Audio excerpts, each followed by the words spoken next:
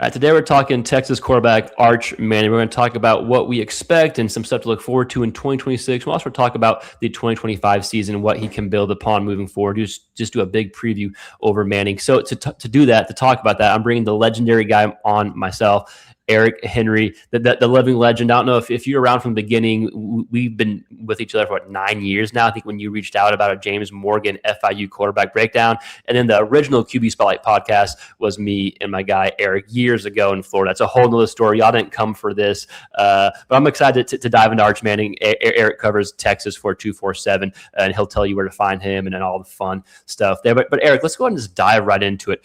If I'm someone off the streets, and again, we're just going to dive into Manning. If I'm someone off the streets and I just became a Texas football fan yesterday and I didn't watch any of Manning last year, how are you describing his season last year and some expectations moving forward? Say I know who Manning is, I just didn't watch any games at all last year. Yeah, first off, appreciate you having me on. I remember when QB Spotlight was me and you doing this on your back patio. That's right. Yeah, having a cigar. Yeah, exactly right. To your question about Arch Manning, it's interesting you phrase it that way, Steve, in terms of, if you're someone who didn't watch Texas play but was familiar with the name, right? The easiest way I would sum up Arch Manning is he was a first-year starter, right? I mean, you strip away the way I like to play that game is not if you didn't watch Texas football, but you strip away the name Arch Manning, right? One of the things, Steve, I won't belabor the point too long, but one of the talking points, right, is, Arch Manning, what was the phrase? Five-star name, three-star talent. That is ridiculous. But let's say you want to play that game, right? If you want to say five-star name, three-star talent, well, Arch Manning was also, if you want to play that game, three-star talent, five-star scrutiny, okay? Because he was scrutinized because his name is Arch Manning. Does he get more attention? Yes, but he's scrutinized way harder because his name is Arch Manning. The fact of the matter is he was a first-year starter, which means there are going to be ups and downs. The downs were very low. There's no denying that, right? And it wasn't just an SEC play. He had some struggles in San Jose State, a G5 team. But the fact of the matter is the offense struggled as a whole. I think, the height of it, right, was the Kentucky game. You go to Kentucky. I believe Texas only had 4 first downs. If my memory serves me correct. It was the fewest in decades in Texas football. Arch threw for about 108 yards, under 50% completion percentage. And Texas needs a Ryan Niblett, heroic punt return to get out of Commonwealth Stadium with a win, right? At Kroger Field with a win. So that was the low. But you flip it, and the highs were, in my mind, the Florida game. We'll talk about a ton of this. So I won't recap the whole year. But the Florida game, he stood in there and was pressured and or hit more times in one game than any quarterback in the Steve Sarkisian era. The fact that he stood in there and kept his team in the game, that's a high in my mind. Mississippi State, they fought from behind. I think you take a look at the Citrus Bowl against Michigan. Those were highs. So the best way I'd sum up Arch Manning was first-time starter. There were highs, there were lows, but in my opinion, there were more highs than lows. The lows were just very pronounced. I think you're spot on. Like what I'm digesting you saying is kind of exactly how I would describe Arch Manning is he developed. The only way to develop is to play and get experience, right? And it was several years that he wasn't able to play. So he wasn't able to develop completely until he got in those games. Like you mentioned, there were some lows, but definitely like at times, like Texas A&M, he had some good plays against Arkansas, Oklahoma with the good defense. Like there were times that he played pretty well. That is easy to overlook. I think if someone really watched the games as opposed to reading the headlines and kind of just reading some box score stuff, like if you really dove into it, and you can touch on this in a little bit, but like, he struggled against Georgia, some Kentucky, Mississippi State. But if you look at those games, I want to say like there are over 10 drops with those 3 games combined, if I'm not mistaken. You can probably touch on that more, but he played better than the numbers gave him credit, even on the games that he struggled. Would that be fair to say? Not saying he didn't struggle and not saying there weren't lows, but he played better than probably what was portrayed if you're just looking at box score, not actually watching the game. Depends on the box score, right? So yes, Mississippi State, there were drops. Ryan Wingo had a couple drops. Arch, Texas's receivers, the receiving core is going to be much better with Cam Coleman this year. But Ryan Wingo, another guy who was stepping into a first-time role as the wide receiver one, he struggled with drops. Parker Livingston, some of the tight ends struggled with drops, like Jordan Washington. But it depends on the box score, right? Kentucky was as bad as advertised. San Jose State, that was a struggle. But I'd say take a look at, for example, the Georgia game, right? I think the margin of score differential isn't indicative of what you saw on the box score. So that would be one as an example. But I think it depends on the box score. Yep. Yep. Fair. Yeah. I think looking across the board, I think there wasn't anything to me that he just did outstandingly well last year, but there really wasn't anything, if you look at the season as a whole, that he did, poor. I think it was pretty stable. He had some ups, some downs, but pretty stable. Like if you look at some of the deeper numbers, like against the blitz and against whenever they would drop 7 or 8, he was fairly similar with those. I think he was actually a little bit better against the blitz, but he's fairly similar. If you look at play action versus just straight dropbacks, a lot of quarterbacks need play action to open up guys, and I think he was actually better on straight drop back passes, which in a Sark offense, like you look at Quinn Ewers' numbers, they were doing a lot of play. It was much more play action for Quinn, kind of set guys open, where Arch was able to kind of drop back and rip it a bit more.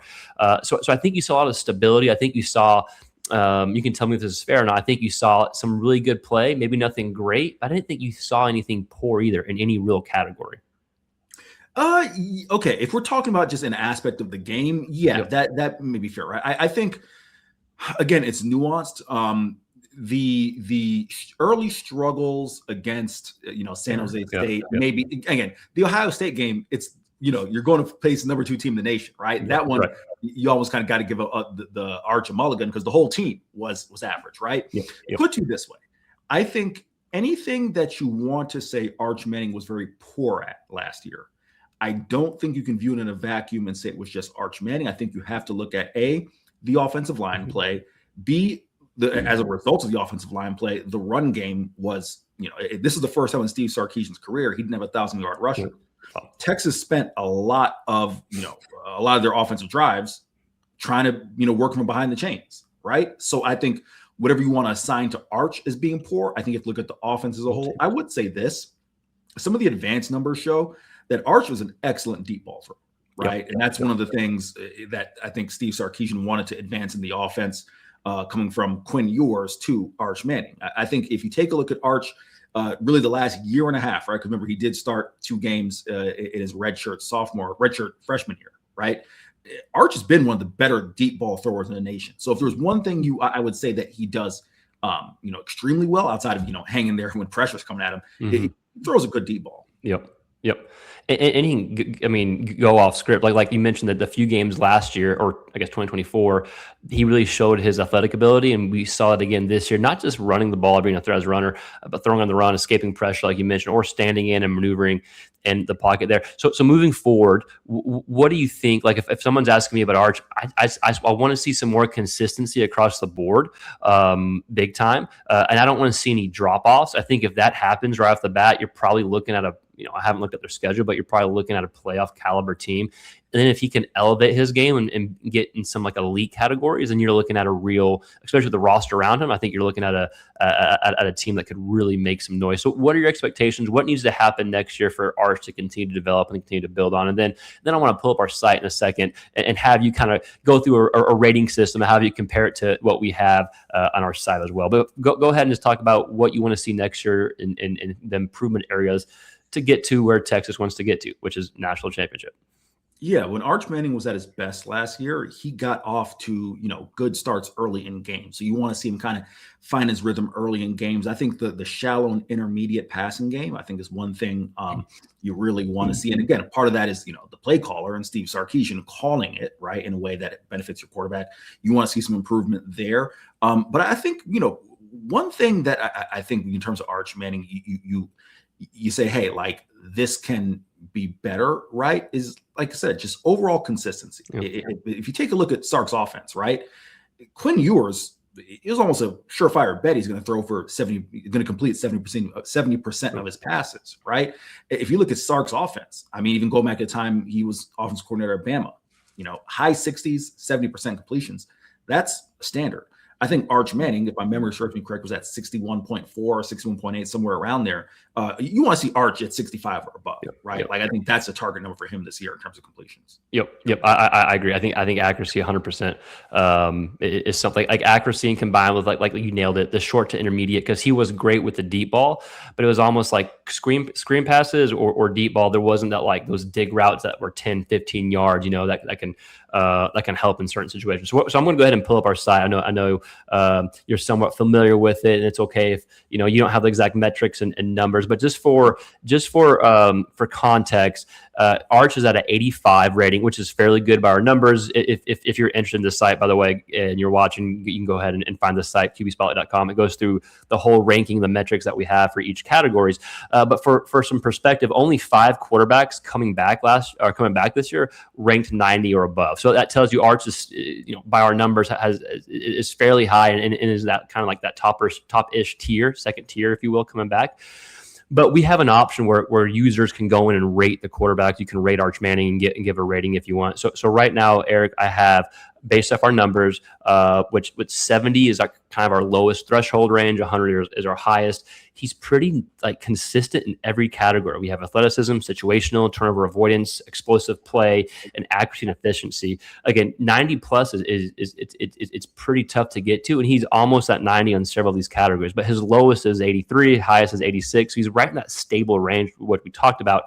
Again, you don't have the, I know you don't have much to go off as far as like other quarterbacks and what their ranks. I'm just throwing you on the spot here. If you signed up and you're here and you're giving Arch a rating from 70 to 100, 70 the lowest, 100 is the highest, to take formulas away, what are you going to rank him on accuracy and efficiency, where we combine completion percentage, pushing the ball downfield? What are you going to rank him on explosive play? That's where like 20+ yard completions and accuracy, situational football, turnover avoidance, and athleticism. Give me a rating for each one. I won't hold you to it, and hopefully he's even better in this rating this season. But give me a rating for each category here, if you don't mind. Okay. You said 70 to 100, correct? 70 to 100. Yep. 70 the lowest. So 70 is like a bad, and then 100 is top. Right.